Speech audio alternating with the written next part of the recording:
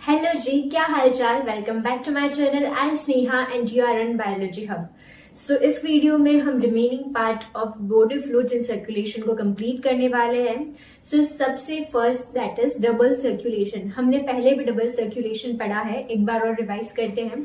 Double circulation के अंदर क्या होगा, हमारा 4 चैम्बर हार्ट है, ठीक है। सो वी हैव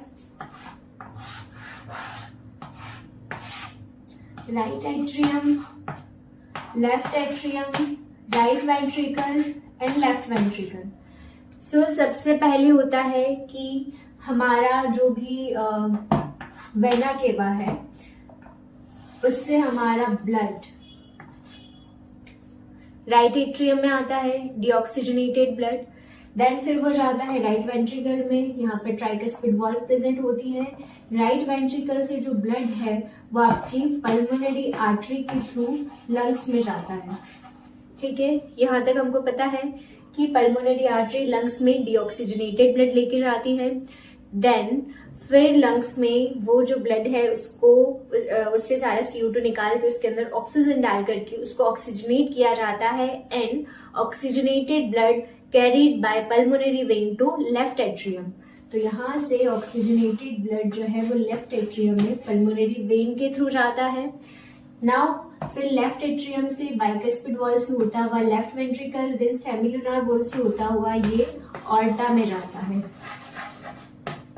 सो आपके ऑर्टा से जो ब्लड है वो देन आपके सिस्टेमिक सर्कुलेशन में अलग अलग सिस्टम में जाता है, लंग्स, लिवर, किडनी, ठीक है, वहां से भी दूर जाता है एंड फिर वहां पे टिश्यू लेवल पे पहुंचता है। देन ऑक्सीजन का एक्सचेंज होता है, मतलब ऑक्सीजन जो है वो यूटिलाइज करके टिश्यू CO2 जो भी वेस्ट प्रोडक्ट है वो ब्लड के अंदर डाल देते हैं एंड देन फिर वापस वो वेना केवा के थ्रू जो है वो आपके हार्ट में आ जाता है।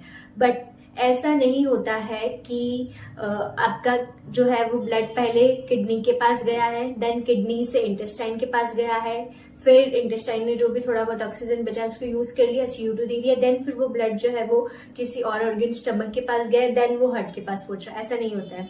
अगर यहाँ से ब्लड निकला है और वो किडनी के पास गया है, मान लो, ठीक है, अब मेरी डायग्राम अच्छा नहीं है। अगर वो यहाँ से ब्लड निकला है ऑर्टा से एंड देन वही आपकी arteries and arterioles and capillaries के थ्रू होता हुआ अगर वो इसके पास गया है, देन ये ब्लड जो है वो वापस सिस्टेमिक सर्कुलेशन में जो है वो वीनस सिस्टम के थ्रू हार्ट के पास जाएगा। ऐसा नहीं है कि यहाँ से ब्लड इसके पास गया देन फिर ये जो है आपके इंटेस्टाइन के पास जाएगा, फिर उसके बाद ऐसा नहीं होता है, ठीक है। यहाँ हार्ट से ब्लड निकला, एक ऑर्गन के पास गया, देन वापस से वो आपके सर्कुलेशन में, वीनस सर्कुलेशन में ऐड होगा एंड हार्ट के पास आ जाएगा। बट आपने सुना होगा पोर्टल सिस्टम का नाम। पोर्टल सिस्टम में क्या होता है कि आपका जो हार्ट है और जो ऑर्गन है, आपका एंड ऑर्गन जो भी है, उसके बीच में एक और कोई ऑर्गन प्रेजेंट होता है, ठीक है। वापस हार्ट तक जैसे ऑर्गन पे ब्लड गया, फिर वापस हार्ट तक ब्लड आने से पहले एक और जगह ये ब्लड जाता है, ठीक है। यहाँ पर 2 कैपिलरी सिस्टम होता है, मान लो ऐसा, ठीक। तो इसमें आपका एक है हेपेटिक पोर्टल सिस्टम, ठीक है। क्या? Hepatic portal system. अब हेपेटिक का मतलब क्या समझे आप?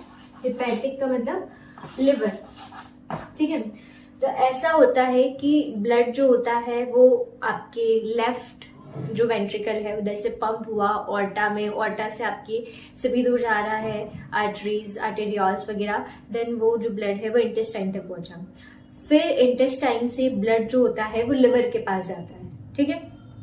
मान लो ये मेरा हार्ट है, यहाँ से ब्लड जो है वो इंटेस्टाइन पे पहुंचा है। अब वापस इसको जाना था हार्ट के पास, लेकिन ब्लड पहले जाएगा लिवर के पास। ये डायग्राम अच्छी नहीं, मैं लिख के देती हूँ।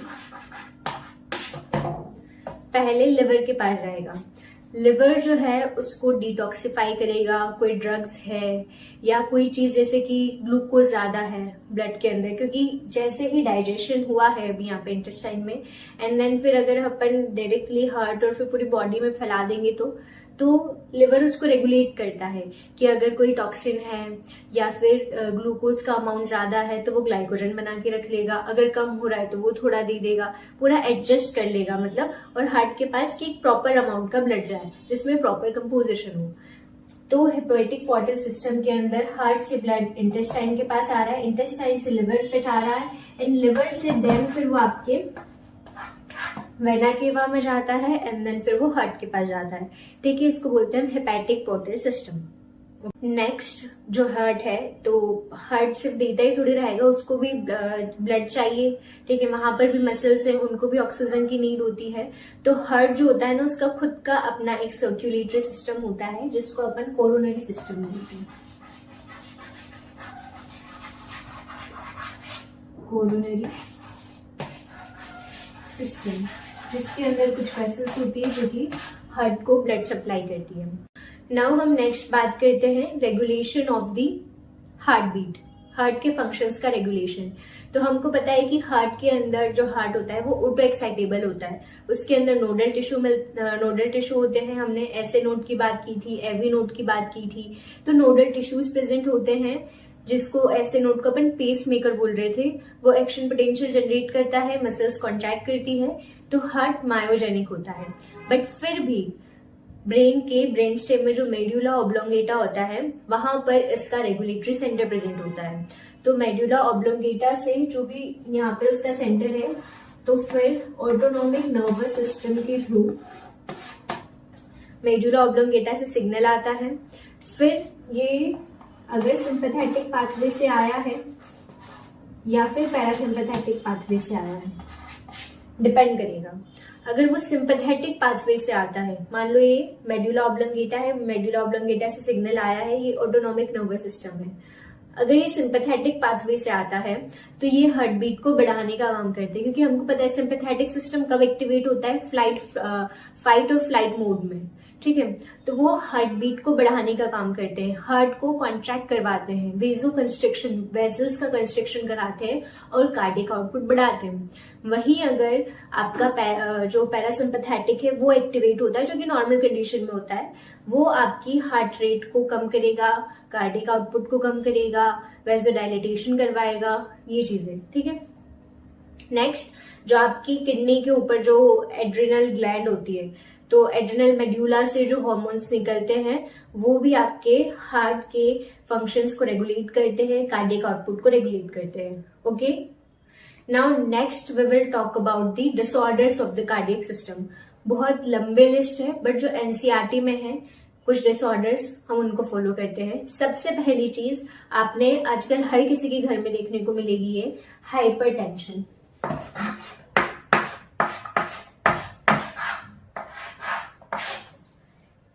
ठीक है, जिसको हम HTN से भी डिनोट करते हैं, हाइपरटेंशन। सो हाइपरटेंशन होती क्या है, नॉर्मल आपका ब्लड प्रेशर जो होता है वो 120/80 होता है। That means 120 is systolic and 80 is diastolic. ठीक है, 120/80 इस तरीके से डिनोट करते हैं इसको।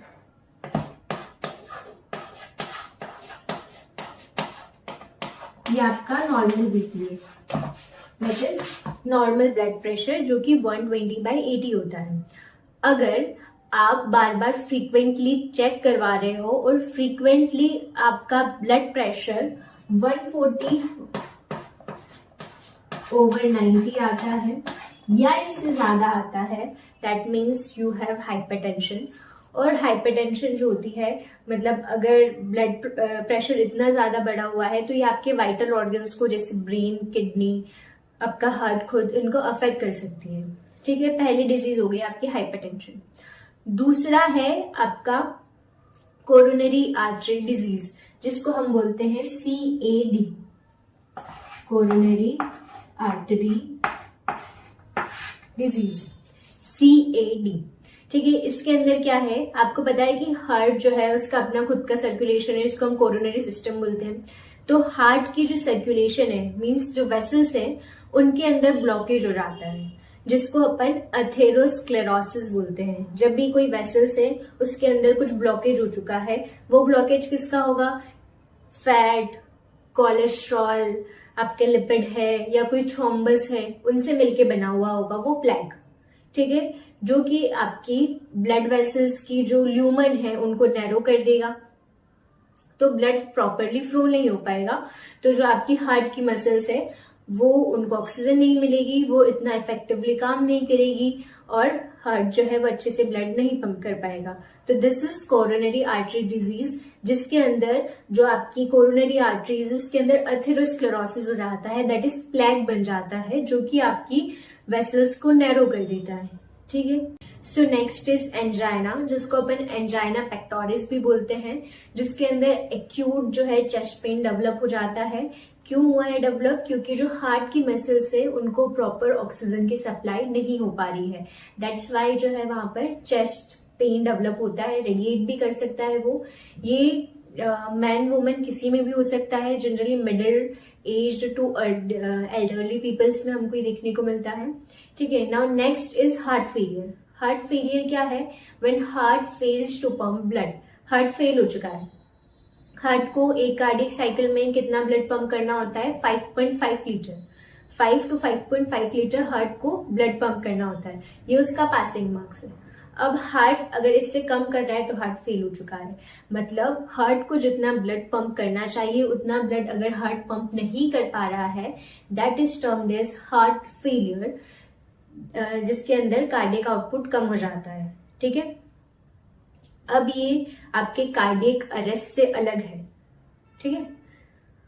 और ये हार्ट फेलियर जो होता है इसको अपन कंजेस्टिव हार्ट फेलियर भी बोलते हैं, क्योंकि यहाँ पर लंग्स का कंजेशन हो जाता है, हार्ट जो है वो पर्टिकुलर इतना अमाउंट ऑफ ब्लड पंप नहीं कर पा रहा है, तो it develops congestion in the lungs, इसलिए इसको कंजेस्टिव हार्ट फेलियर भी बोलते हैं। Different from cardiac arrest and heart attack. Cardiac arrest के अंदर क्या होता है? सडनली जो है वो हार्ट बीट करना बंद कर देता है, हार्ट ब्लड पंप करना बंद कर देता है, सडन स्टॉपेज हो जाता है, ठीक है, नो कार्डियक आउटपुट, ये कार्डियक अरेस्ट में हो रहा है। हार्ट अटैक के अंदर क्या हो रहा है कि आपकी जब कोई ना कोई ब्लॉकेज हो गया है, कुछ हो चुका है, तो उसकी वजह से जब ऑक्सीजन नहीं मिलती है हार्ट वेसल्स को, तो हार्ट वेसल्स जो होती है वो प्रॉपर मसल्स को ऑक्सीजन नहीं पहुंच पा रही है, तो जो मसल्स है वो डैमेज हो जाती है, ठीक है। तो जब आपकी हार्ट की मसल्स डैमेज हो जा रही है due to inadequate supply of oxygen, तो वो अच्छे से कॉन्ट्रैक्ट नहीं करेगी, ब्लड पंप नहीं होगा, उसको हम बोलते हैं heart attack. So this is all about body fluids and circulation. अगर आपको पिछला कोई टॉपिक पढ़ना है तो you can visit my channel, and if you find this video helpful please like share and subscribe to my channel. मिलते हैं next video में, तब तक के लिए बाय।